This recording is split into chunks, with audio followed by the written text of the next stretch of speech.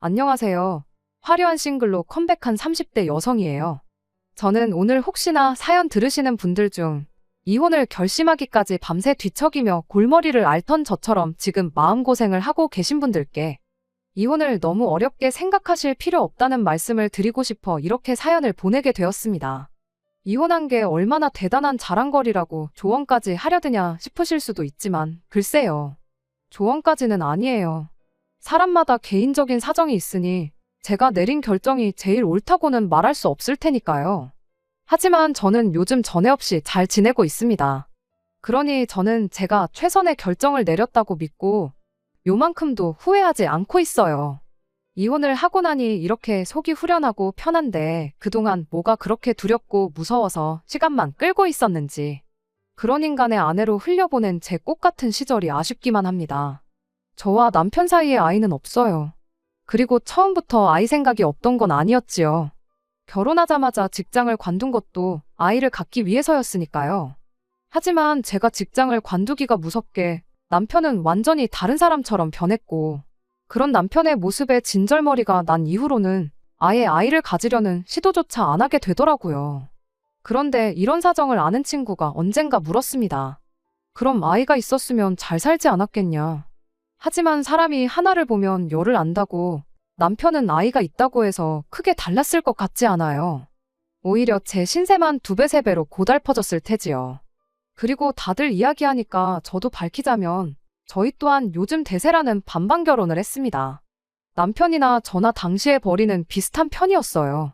그런데 두 사람 다 사회생활을 시작한 지 얼마 되지 않았던지라 양가의 도움 없이 부부가 되기는 빠듯한 형편이었죠. 그래서 양가로부터 똑같은 액수의 지원을 받고 더 필요한 건 대출을 받았어요.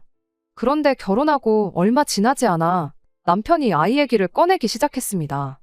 둘 다 1살이라도 젊을 때 아이를 가져야 신체적인 부분에서나 경제적인 부분에서나 유리하지 않겠냐면서 말이에요. 그리고 그런 남편의 말이 어느 정도는 저도 일리가 있다고 생각했지만 문제는 저는 이를 포기하고 싶지가 않았습니다. 출산과 육아로 생기는 공백이 부담스럽기도 했고 무엇보다 저는 제 일을 사랑했거든요. 하지만 결론부터 말하자면 결국 남편이 원하던 대로 저는 회사를 관뒀어요. 그나마 다행인 건 제가 종사하고 있던 분야가 프리랜서로 활동하기에도 나쁘지 않았으니까요. 하이리스크 하이리턴이란 말이 딱 맞는 업종이었던 거죠. 그래서 아예 아이를 안 낳을 거면 모를까 언젠가는 내려야 할 결정이란 생각에 남편의 뜻에 따라주기로 했네요. 회사를 나오던 날 대표님이 1층까지 따라 나오시면서 한 번만 더 생각해보지 않겠냐며 많이 아쉬워하셨어요. 그리고는 혹시나 복직하고 싶으면 언제든지 연락하라고 하셨는데 저도 뭐 그게 정말 그런 뜻은 아니었을 거라고 생각해요. 하지만 한편으론 그래도 내가 나름대로 인정은 받았었구나 하는 생각과 함께 이 회사에 들어오려고 제가 고군분투하던 시절이 주마등처럼 스쳐 지나가면서 기쁘기도 하고 아쉽기도 하고 그렇더라고요. 아무튼 그렇게 회사를 관두고 프리랜서 생활을 시작한 지 딱 1달이 지났을 때였어요. 그날도 평소와 마찬가지로 남편은 출근을, 저는 집에서 제 할 일을 하고 있었는데 갑자기 현관문이 열리는 소리가 나대요. 남편이 퇴근하기엔 이른 시간이었지만 남편 아니고서야 올 사람이 없었으니 저는 당연히 남편일 거라 생각했고요. 그런데 투덜거리며 복도를 지나 거실로 들어온 사람은 다름 아닌 시어머니셨습니다. 그리고 이제서야 생각해보면 저도 일단 인사라도 먼저 드렸으면 좋았을 텐데 생각지도 못한 시어머니의 방문, 그것도 시어머니께서 비밀번호를 직접 누르고 들어오셨다는 사실이 좀 황당했다 보니 저도 모르게 어떻게 들어오셨냐는 소리가 먼저 튀어나갔거든요.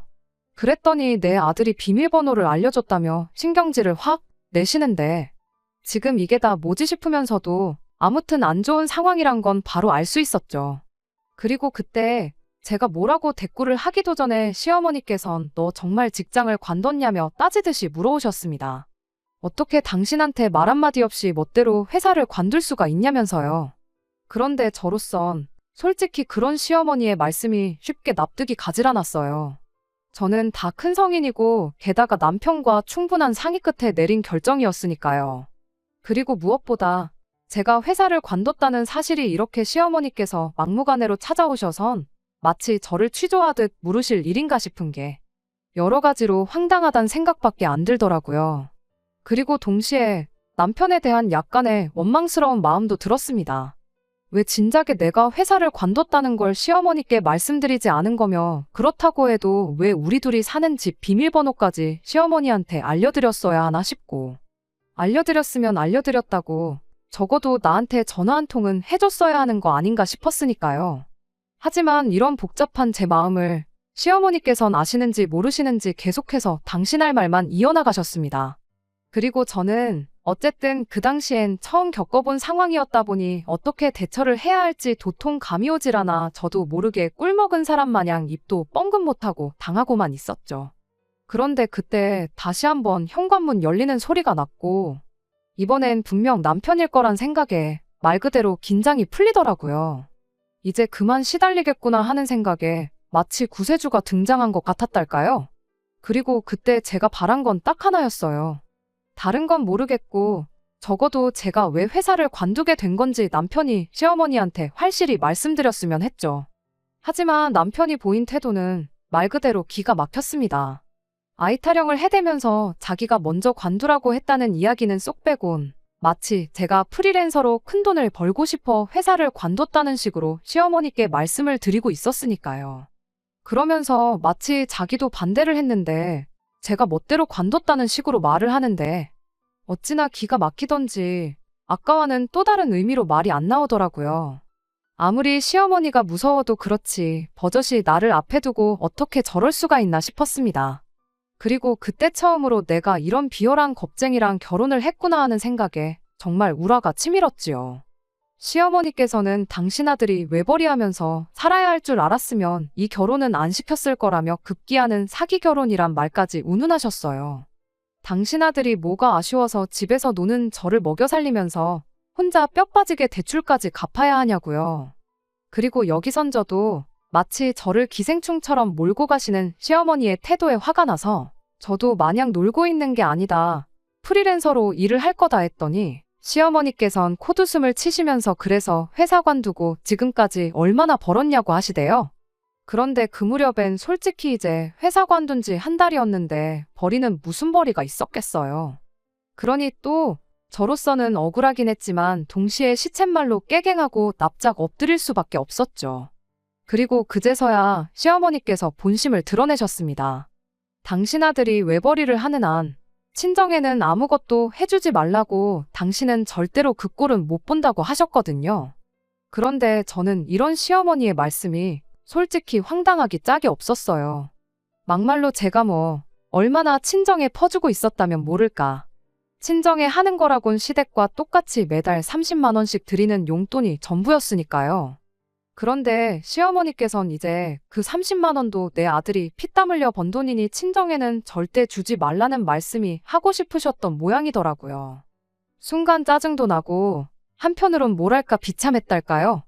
내가 돈 30만 원에 시어머니한테 이런 소리까지 들어야 하나 해서요.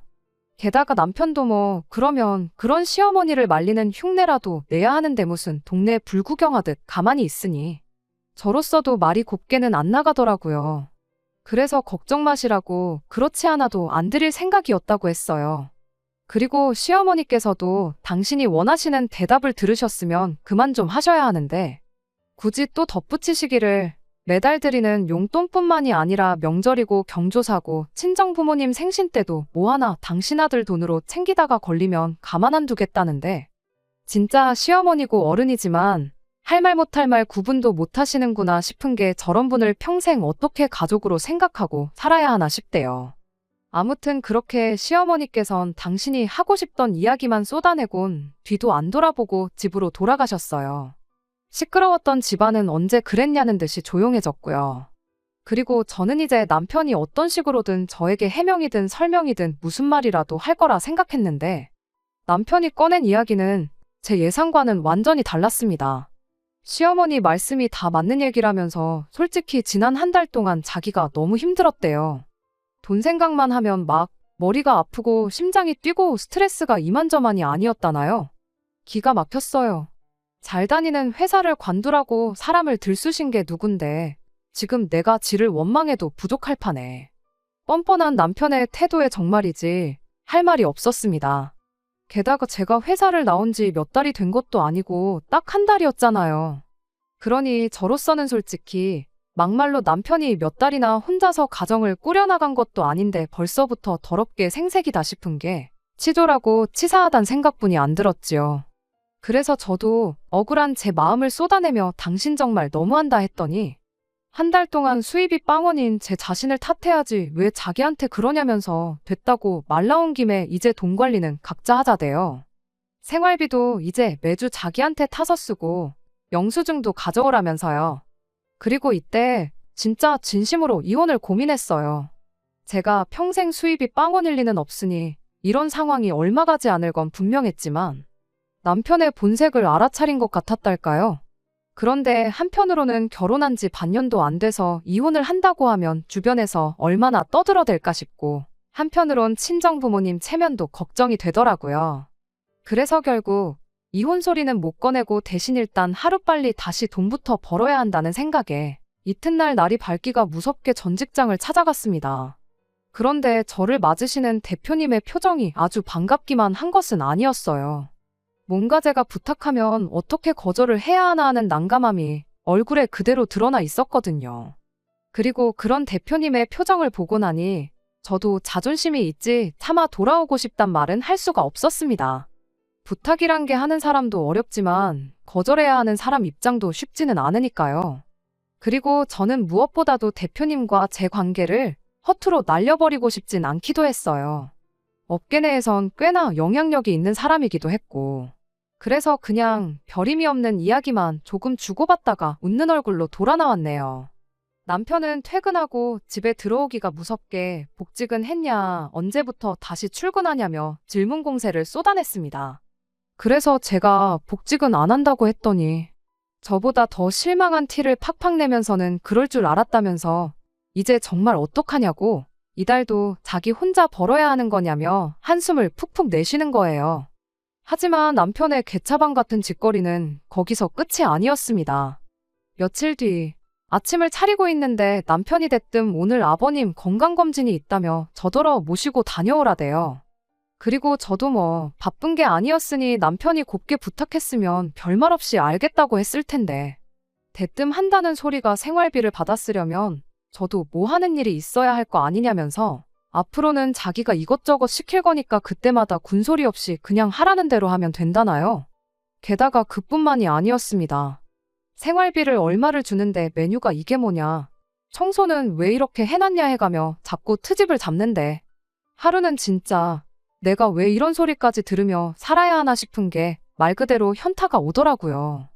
그래서 그날도 저녁 준비로 정신이 하나도 없는데 남편이 뭐 자기가 입으려던 옷이 아직도 빨래통에 있다면서 생활비 받기 싫은 거냐고 시비를 걸길래 끓이던 국을 그대로 싱크대에 들이붓고는 한 번만 더 그딴 소리 해보라고 그땐 나도 가만히 안 있겠다 했어요. 네가 무슨 생활비를 몇백씩 주는 것도 아니면서 어지간히 하라고 계속 그럴 거면 그냥 이혼하자면서요. 그리고 그날 이후로 저는 시쳇말로 악만 남아서 어떻게든 돈을 벌어야겠다는 생각이었습니다. 그래서 자존심이고 뭐고 다 내려놓고 대표님한테 전화를 드렸어요. 그리고는 혹시 회사에 들어오는 일 중 단가가 안 맞는 일들은 저에게 소개해 주실 수 없겠냐 부탁을 드렸죠. 그랬더니 다행히도 대표님께선 당연히 해줄 수 있다면서 사실 그날 그렇게 저를 보내고선 당신도 생각이 많았다 하시더니 이렇게 연락 줘서 오히려 당신이 고맙다고 하시더라고요. 그리고 그때부턴 솔직히 대표님이 주시는 일은 마진이 얼마건 간에 주는 대로 족족 받았어요. 그랬더니 얼마 안 가서 제가 일을 잘한다는 게 입소문이라도 났는지 회사가 아닌 저를 보고 들어오는 일도 늘어나기 시작했지요. 그리고 그때부터는 남편과 각방 생활을 시작했습니다. 사실 이미 정은 예전에 떨어져서 한 입을 덮고 자는 거 자체가 고역스러운 날도 많았는데 마땅히 핑계가 없다 보니 각방 쓰자 소리를 할 수가 없었거든요. 그런데 이제 일감이 많아져서 제가 잠자리에 드는 시간이 늦어지다 보니 자기도 자는데 방해받기가 싫었는지 제가 작은 방에서 자고 그래도 별말 안 하대요. 그리고 그런 남편의 반응이 서운하기는커녕 정말 다행이다 싶었습니다. 한편 그렇게 1년쯤 지나니까 어느덧 재벌이도 안정세에 접어들었고 그리고 그 무렵부턴 일부러 더 보란듯이 제가 친정부모님 차도 바꿔드리고 용돈도 올려드렸어요. 그리고 이런 이야기는 여지없이 남편을 알게 했고 시부모님 귀에도 들어가게끔 행동했는데 제가 그렇게 한 데는 다 이유가 있었습니다. 신혼 초에 돈 몇 푼 가지고 시어머니랑 남편이 저한테 줬던 그 모멸감, 그리고 그때 제가 느낀 비참함을 언젠가 꼭 돌려주고 싶었거든요. 그리고 마침내 그럴 기회가 찾아왔는데 그날도 저는 평소처럼 정신없이 집에서 일을 하고 있었습니다. 눈코 뜰 새 없이 바쁘다는 게 이런 건가 싶은 날들의 연속이었지요. 그리고 그렇다 보니 집에 누가 들어오는지도 처음엔 알지를 못했어요. 아니 이제 와서 말이지만 들어온다고 해봤자 남편이었을 텐데 솔직히 그 무렵엔 남편이 출근하고 퇴근하는 거에 별 관심을 두지 않았습니다. 남편은 제가 돈을 잘 벌게 된 이후로도 한 번도 제 능력을 인정해주는 법이 없었어요. 그저 남편이 하는 말이라곤 돈독이 올랐다, 지부모밖에 모른다, 그런 것들 뿐이었죠. 생활비 몇 푼 쥐어주면서 지 뜻대로 이리저리 부려먹고 싶었는데 그게 뜻대로 안 되니 심통을 부리는 어린아이가 따로 없었달까요? 그리고 저는 그런 남편을 받아주고 싶은 생각은 눈꼽만큼도 없었습니다. 한마디로 너가 이기나 내가 이기나 해보자 그런 것도 있었죠. 아무튼 그래서 그날도 남편이겠거니 하고는 저는 제 할 일만 하고 있었는데 누가 제 방문을 노크를 하더니 헛기침 소리를 내더라고요. 시어머니셨습니다. 참고로 비밀번호를 아무리 바꿔도 계속해서 툭하면 남편이 시어머니께 알려드리는 일이 반복되었기에 언젠가부턴 저도 에라 모르겠다 자포자기 상태였어요. 어차피 저는 제 방 안에서만 일을 하니까 오시던지 마시던지 손님 대접은 안 하겠다는 오기도 들었고요. 그래서 이번에도 방문 앞에 서 계신 시어머니를 보고도 오셨냐 한마디만 하곤 저는 다시 제 방문을 닫으려고 했습니다. 일을 해야 했으니까요. 그런데 시어머니께서 얘기 좀 하자며 저더러 거실로 나오라시더니 저한테 뭐라도 좀 내와야 하는 거 아니냐대요. 그래서 저희 집 어디에 뭐가 있는지는 저만큼 어머님도 잘 아시지 않냐? 필요하신 거 있으시면 꺼내 쓰시고 드시고 싶으신 건 찾아 드시라 했습니다. 그랬더니 당연히 또 싫은 소리를 하셨죠. 돈 몇 푼 버니까 시애미가 시애미로도 안 보이냐? 너는 네 부모한테도 그렇게 말하냐? 하지만 시어머니께서 아무리 무슨 말씀을 하셔도 제가 들은 척도 않고 미동도 없으니 이내 어이가 없다는 듯 혀를 한번 차시더니 대뜸 저더러 요새도 돈 좀 버냐 그러시는 거예요. 그래서 네, 잘 벌어요 했더니 그 돈 그렇게 벌어서 다 뭐하냐 어디다 쓰냐 그러시대요. 그리고 저는 무슨 얘기가 하고 싶어서 저러시나 싶으면서도 앓는 소리 할 이유가 없다 싶었기에 저 갖고 싶은 것도 사고 친정 부모님한테도 드리고 그런다 했습니다. 그랬더니 시어머니께선 기가 찬다는 얼굴로 눈살을 찌푸리시더니 너는 네 부모 챙길 때 우리 생각은 안 나냐는데 하마터면 마시던 물을 그대로 시어머니 얼굴에 뿜을 뻔했어요. 가까스로 물을 삼키곤 생각 안 난다고 했습니다. 아니 생각은 나지만 남편이 알아서 잘 챙겨드리고 있지 않냐. 그러니 생각 안 하려고 한다 했지요. 그랬더니 또 마땅히 하실 말씀이 없으셨는지 덧붙이시길 원래 결혼하면 시부모도 내 부모다 생각하고 모셔야 하는데 너는 그런 걸 몰라도 너무 모른다나요? 그래서 저도 어머님 아버님이 저를 딸처럼 생각지를 않으시는데 저라고 그게 되겠냐 했습니다. 그랬더니 진짜 뻔뻔하게도 우리가 언제 너를 그렇게 생각을 안 했냐면서 당신 아들이랑 제가 결혼하던 그날부터 당신들은 저를 큰딸, 신우를 막내딸 그렇게 생각하고 있었다대요. 그리고 그 말에 정말 온몸에 소름이 끼칠 만큼 어이가 없었던 저로서는 그동안 가슴에 맺혔던 이야기를 꺼냈습니다.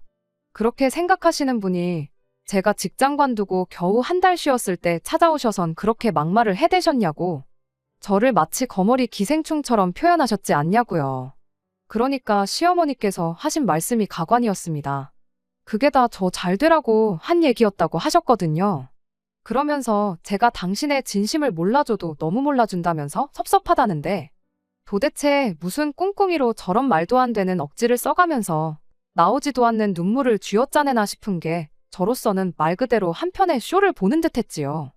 그리고 그때 황당해하는 제 표정을 시어머니께선 어떻게 받아들이셨는지 대뜸 제 양손을 부여잡으시곤 이제부터라도 저랑 정말 친모녀처럼 잘 지내보고 싶다더니 난데없이 신우 때문에 속상해 죽겠답니다. 그러면서 이 일을 어떻게 해야 할지 상의할 사람이 저밖에 없다나요. 그리곤 제 눈치를 쓱 살피고는 하는 말이 신우가 결혼할 상대가 의사라는데 딱 지금 나한테 돈 얘기를 하려고 이러는구나 하는 감이 오더라고요. 하지만 아무것도 모르겠다는 식으로 계속해서 시어머니가 하시는 이야기를 듣고만 있었습니다. 그랬더니 이제 시어머니도 답답하셨는지 저도 사회생활을 해봤으니 알 거 아니냐면서 그쪽에선 병원 개원을 원하는 것 같은데 우리가 그럴 형편까진 안 되는 거 너도 알지 않냐. 대신 평수 작은 신혼집이라도 하나 해주려고 하니 돈 좀 보태달라대요. 그리고 저는 당연히 그런 시어머니한테 그 돈을 왜 제가 보태줘야 하냐고 되물었어요. 제가 정말 책상 앞에서 몇 시간씩 허리 한번 제대로 못 펴고 일해가며 번 돈인데 그 돈을 왜 신우 신혼집에 보태주냐고요. 그리고는 잘난 어머님 아들하고 이야기하시라니까 걔가 무슨 돈이 있냐는데 저도 알고 있었어요. 남편이 개털인 거. 제가 친정만 챙기는 걸 보고는 오기가 났는지 어느 날부턴가 남편도 아주 질세라 시댁에 이것저것 마구잡이로 사서 날라댔거든요. 그리고 그것도 유치하게 지도 이제 저한테 보라고 그런 거겠지만 택배로 한 번에 시댁으로 시키면 될 걸 꼭 우리 집으로 시켜서 보란 듯이 지가 하나하나 갖다 나르더라니까요. 그런데 남편이야 제 정확한 수입을 몰랐지만 저는 어쨌든 어느 정도는 파악을 하고 있었고 그러니 어느 순간부터 저 인간 저렇게 해서 뭐 남는 게 있나 싶었는데 역시나 제 예상대로였던 거지요. 하지만 뭐 그렇다고 해도 제 마음은 달라지지 않았습니다. 신우 시집 가는데 1,000원 한 장 보태줄 생각은 정말이지 요만큼도 없었어요. 그런데 한편으론 제가 그간 벼르고 벼르던 그 일을 실행에 옮기는 게 오늘이구나 싶었으니 굳이 지금부터 싫다고 말할 필요는 없겠다 싶대요. 그래서 시어머니께 얼마가 필요하시냐 여쭙습니다. 그랬더니 이내 시어머니 얼굴에 웃음꽃이 활짝 피면서 한 3억 정도면 좋겠다는데 솔직히 저한테 있는 돈 없는 돈 다 끌어모으면 딱 그 정도 되겠더라고요. 하지만 뭐 그런 걸 굳이 시어머니가 알게 할 필요는 없잖아요. 그래서 그 정도 돈은 일도 아니라는 식으로 그거면 되겠냐니까 다시 한번 웃음꽃이 피길래 더 기분 좋으라고 당장 내일이라도 줄 수 있다 했지요. 그랬더니 어머어머 소리를 연발해가면서 진짜 내가 며느리 하나는 잘 들였다며 아주 좋아 죽더라니까요. 그래서 그때 제가 대신 조건이 하나 있다 했습니다. 그랬더니 뭐든지 말만 해보라대요. 그래서 돈을 받아 쓰려면 그에 걸맞는 일을 해야 할 거 아니냐고. 앞으로 그 3억치 다 채울 때까지 무슨 일이건 간에 제가 하라면 군소리 없이 해야 한다고 했어요. 그랬더니 시어머니께선 대번에 눈을 치켜뜨시고는 너 지금 그걸 말이라고 하냐는데 시어머니께 어머님이 들으셔도 말 같지가 않죠. 하고는 그 말 같지도 않은 소리를 내가 어머님 아들한테 얼마나 오랫동안 들었는지 아냐고 받아쳤습니다. 그리고는 다시 계산기 두드리는 흉내를 내면서 생각해보니까 요즘 저희 부모님도 나이가 드셔서 살림이나 잔심부름 같은 것 좀 대신해줄 도우미가 있었음 하셨으니 일단 신우더러 당분간은 저희 부모님 수발부터 들라고 해야겠다니까. 뭐 그때부턴 말 그대로 난리가 났어요. 시어머니께서 저러더 정신 나갔다면서 온갖 쌍욕을 퍼부으셨거든요. 그리고 뭐 그뿐인가요? 너는 그렇게 살지 말라면서 네가 암만 그래봤자 우리 사위랑 비할 것도 못 된다는데 그래서 제가 아니 아직 식도 안 올린 남의 아들한테 어쩜 그리 우리 사위 소리를 해대시냐고 민망해 죽겠다고 쏘아붙였어요. 그리고 그날 저녁 시어머니께서 씩씩대며 집에 가셨다는 사실을 남편이 모를 리가 없었고 그러니 제 예상대로 퇴근하기가 무섭게 남편은 우리 엄마한테 뭔 소리를 짓거린 거냐며 저에게 달라들더라고요. 그래서 내가 뭐 못할 말 했냐. 네가 했던 말 그대로 했는데 왜 난리냐 했더니 남의 인생을 가지고 제가 뭐 갑질을 했다면서 말도 안 되는 헛소리를 짓거리더니 급기야는 도무지 저 같은 여자랑은 못 살겠다면서 이혼 얘기를 꺼내더라고요. 이땐 솔직히 아차 싶으면서 말 그대로 기분 참 더러웠습니다.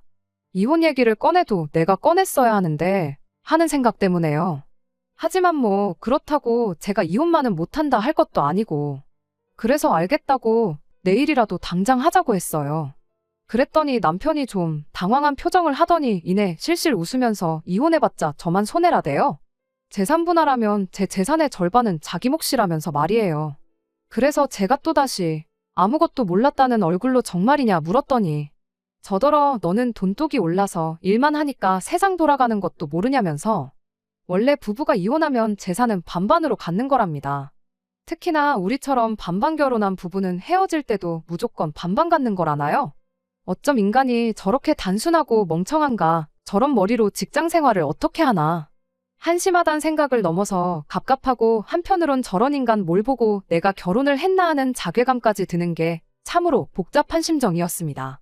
그리고 저는 그렇게 될 리가 없다는 걸 잘 알고 있었기에 남편이나 더 놀려줄 생각으로 그럼 이혼은 하지 말자고 했더니 이 인간이 제가 정말 뭐라도 아쉬워서 지한테 매달리는 줄 알았는지 더더욱 기고만장해서는 자기는 이제 정말 저한테 오만정이 떨어져서 못 살겠다면서 무조건 이혼을 해야겠다는 거예요. 그리고 그렇게 이튿날 이혼에 필요한 서류들을 미리 다 챙겨놓고 남편이 퇴근하기만을 기다리고 있는데 9시가 넘어서야 남편이 말 그대로 죽상을 하고 집에 들어왔습니다. 그래서 제가 여기 이혼 서류 다 준비해놨다니까 자긴 이혼 안 할 거라대요? 그러면서 나라법이 이상하다고 분명히 반반 결혼을 했는데 왜 재산 분할은 반반이 안 되는지 이해가 안 된답니다. 그리고 듣자 하니 회사에 반차를 내고 변호사를 만났던 모양이에요. 그런데 이제 아무래도 그쪽에서 남편이 기대한 대답과는 정반대의 대답을 해준 것 같더라고요. 참고로 저도 아닌 게 아니라 남편이랑 이혼 생각이 들 때마다 변호사를 이따금씩 찾아가 상담을 받곤 했는데 마지막에 받았을 땐 그런 말을 들었어요. 남편처럼 버는 족족이 다 써버리는 경우엔 재산 형성에 대한 의사가 없던 걸로 보여지기에 재산 분할 시 가져갈 재산도 없다. 그리고 그 이야기를 듣고 난 이후로는 제 마음이 어찌나 홀가분하던지 남편이 자기가 번 돈을 다 쓰던 말던 내 알바냐 싶었지요.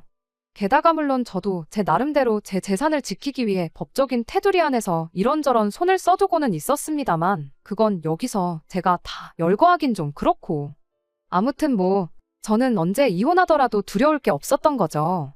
그리고 그렇게 순식간에 태도를 바꿔 이혼은 못한다고 버티는 남편에게 저는 그럼 소송으로 가겠다 했습니다.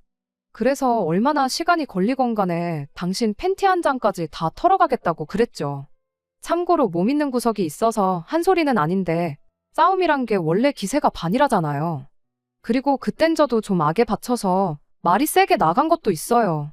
그런데 그 말이 먹힌 건지 아니면 또 어디 변호사한테 뭐라도 들었는지 얼마 안 있다 이혼하자고 하대요.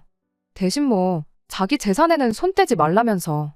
그래서 저도 이때다 싶어 알겠다고 하고 이후로 혹시나 남편 마음이 바뀌면 어쩌나 하는 생각에 어지간히 남편 눈치를 보며 숙려기간을 보냈습니다. 그리고 마침내 남편과는 남남이 되었는데 황당하게도 일주일이나 지났나 시어머니한테 연락이 왔어요. 그리고 저는 또 신혼 때처럼 당신한테 말 한마디 없이 이혼을 했냐고 따지기라도 하려는 건가 싶었는데 웬걸요. 한다는 말이 돈 3억을 못 구해서 신우 결혼이 파토가 났답니다. 그러면서 이게 다 저 때문이라고 협의 이혼이 말이나 되냐면서 이제라도 양심이 있으면 저더러 위자료를 내놓으라대요. 기가 막혀서 말을 할 때 제발 생각 좀 하고 말씀하시라고 내가 머리 털라고 올케가 돈 안 해줘서 신우 결혼 파토 났다고 올케가 위자료 줬단 이야기는 들어본 적이 없다 쏘아붙였습니다. 그리곤 이런저나 한 번만 더 하시면 그땐 저도 가만 안 있겠다. 그쪽 아들하고 딸 회사에 전화해서 아주 개진상 짓을 하겠다 했더니 가타부타 말도 없이 전화를 뚝 끊어버리더라고요.